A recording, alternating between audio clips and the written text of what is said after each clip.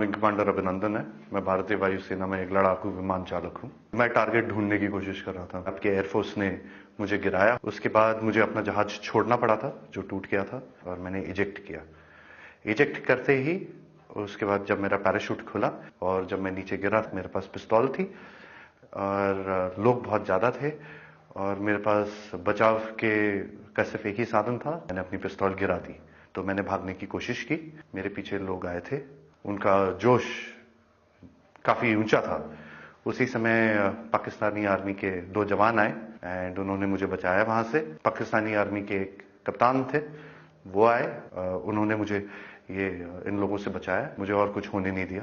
फिर वो मुझे अपने यूनिट तक लेके गए जहां पे मुझे फर्स्ट एड दिया गया एंड फिर उसके बाद मुझे हॉस्पिटल ले जाया गया जहां पे मेरी जांच हुई और मुझे और एड दिया गया। पाकिस्तानी आर्मी जो है वो बहुत ही प्रोफेशनल सर्विस है। I see peace in it. I have spent time with the Pakistani army. I am very impressed. Indian media बात हमेशा बढ़ा चढ़ा के कहती है। जो छोटी सी चीज होती है उसका बहुत ही उसको इतना आग लगा के, इतनी मिर्च लगा के बोलते हैं वो, उसमें लोग बहकावे में आ जाते हैं।